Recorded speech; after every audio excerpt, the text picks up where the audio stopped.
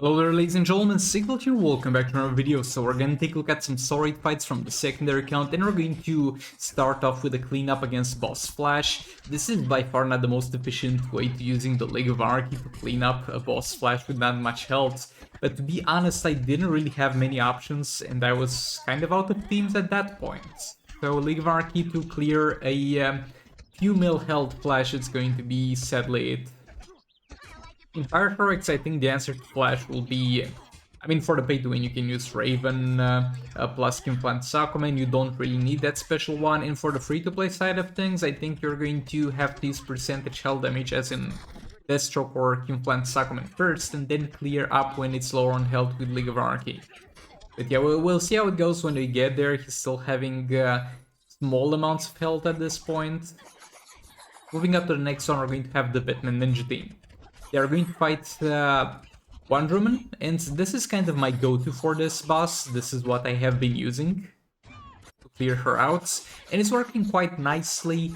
It's not gonna be the most smooth experience when it comes to combo and chop thing, but I always forget I don't have to combo and chop. I always am like towards the end of the fight, oh wait, I do not need to actually combo and chop this fight. I can just swipe down and re-engage the combo because I have unblockable on her basic attack hits, but I just forget. I like to stop her this way, maybe, and I'm lying to myself that I forget. But boy, she is definitely quite annoying to deal with if you can't lock her into an infinite combo, because what she will do is swipe up into a special one. And her special one seems to put a bit of distance between you and her, and she might jump attack again into another special one, or she basically starts hitting you before you can get up. It's just a very short animation compared to the time that you're staggered yourself from the animation. So she's just able to restart her combo, and combine that with her limitless power that can lead to some very annoying situations, I guess. And yeah, we messed up a bit there, but it's fine. Keep comboing, dropping her. If I played this flawlessly, we maybe would have killed her, but we did a reasonable amount of damage anyway, so I'm not too mad about it. So 18 mil it will be. Implant Sacrament will take care of this. Again, not the most optimal use of Implant Sacrament as a cleanup, but we didn't have many options available, and I knew for a fact it would get the job done. This team is mates with Powerbox on Dr. Fate, Dark Malcards on King, and level 3 Puppet of Zatanna on Atrustus for passive stats. I basically wanted to just lock her into an infinite combo and just not have to deal with her, not have to acknowledge her existence throughout this fight, other than allowing her to do super move. King back in there, third special. Let's keep comboing that up. Dr. Fate back in, Implant Sacrament back in, third special, and there we go. Wonder Woman is down. She's annoying, but I don't think she's hard. Then we have Cheetah.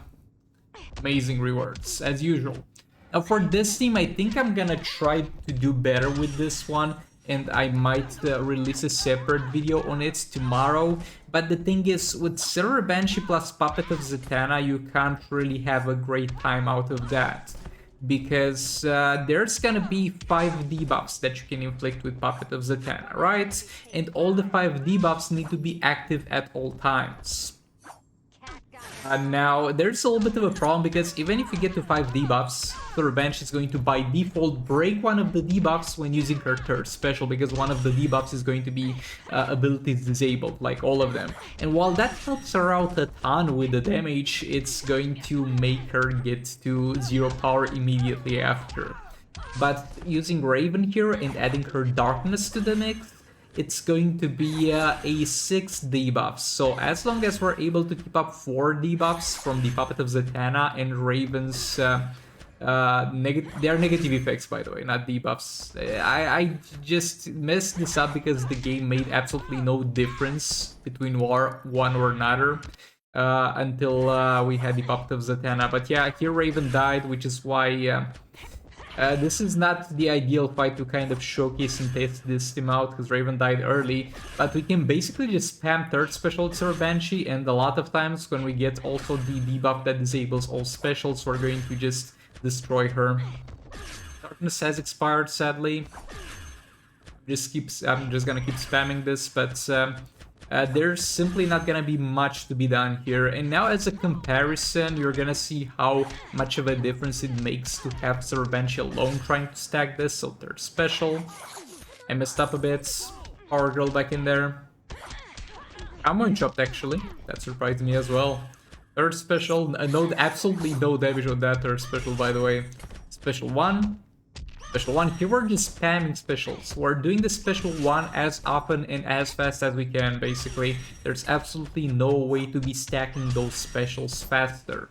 And we're simply not triggering it. We're simply not able to trigger the Puppet of Zatanna infinite power thing.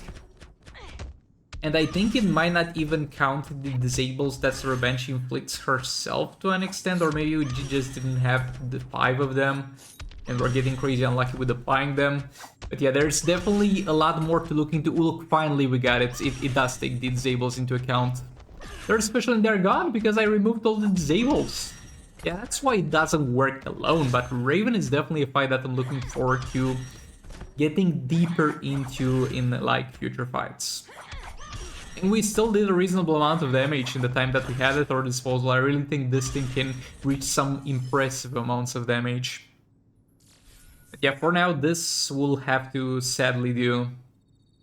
Now, moving on to the next fight, we're going to have Boss Nightwing here, and I have learned my lessons, and I'm not taking any chances. My bet on the ground is going to die if Boss Nightwing will fart in her general direction. So we're going to do our best to push him to the corner using other characters, because until he's in the corner, he can back off into a jump attack, into a special, and there's absolutely no counterplay I have to that. Then here, tank the super move. Now we're going to push him back. Transfer Green Lantern in there. Keep pushing him. Bet on the ground back in. Keep comboing chopping him. And we got into passive. We got the Dark Malcards reset beneath us. And from now on, there's literally nothing that he can do to us. I mean, if I mess up the combo interruption, he can hit me. But hopefully that will not happen. Getting back into final form. 2 points, basically 2.2 is going to be the go-to, and I messed up the combo interruption, almost died there, but thankfully we just barely survived and managed to do the damage. I healed myself there a bit, make sure that even if I mess up again, I might have a chance to still finish the fight, and yeah, that's about it for Boss Nightwing. Now, Multiverse Green Lantern. So Multiverse Green Lantern's got a thing on his third special where, like, a part of it is going to be normal damage and another part of it is going to be dot damage. At the same time, he's got a passive that allows him to inflict additional dot damage on the third special, and that value is not something that's great in terms of the damage it does, but it's something that's a negative effect, and it's basically what we had been using for Multiverse Armor Supergirl to kind of get her to do the infinite third special. And now why not use Multiverse Green Arrow himself and try and do this? So yeah, there we go, we went straight into infinite power with only one third special. So the debuffs from Vixen will go away in a second, but yeah, back in there. I'll have a little bit more of an optimal gameplay, because here I'm waiting for her to get hit by the full amount. But as I said, it's gonna be like 25% physical, which is the first 3 parts, and then the dot damage is gonna be most of the damage. So the optimal gameplay is simply to just not care about the dots damage, the physical damage at the start. Just to do it as soon as it's available, and when she's knocked down, you just start doing it again. She's gonna dodge the first 2 parts because she's knocked down, but you're gonna get to hit the dot far more often, and that's the bulk of your damage anyway. So this is kind of the most optimal way I could use this man. Now look, it's not perfectly built. I don't perfectly build my damage dealer for a random damage dealer video. That would take too much effort. It's like 80% built. He's got all the rolls on the gears that are required. Not all of them are high rolls, but he's got them. He's 6 stars, he's high enough level. He's gonna be fine with like a perfect build with this level of artifacts. By the way, level 3 Puppet of Zatanna, level 1 Puppet of Zatanna, and level 1 Necklace of Atlantis. That's what we are running with. With this level of artifacts, if you had the perfect build, maybe you would deal, at best, at absolute best, double the damage that we did here. Though even less, maybe 25% more, or 50% more.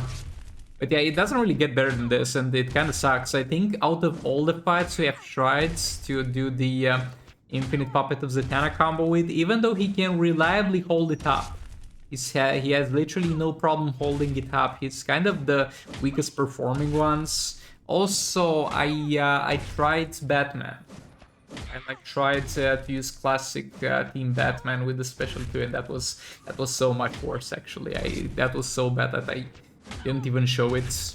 Maybe I will at some point, but that's just terrible. And this guy's not too far off, so this is just an entertainment purpose team, cannot be justified to be used as an actual team in any way, shape, or form, even if you're missing characters. But yeah, thanks so much for watching. Like if you liked it, dislike it, and I'll see you all in the next one. Goodbye!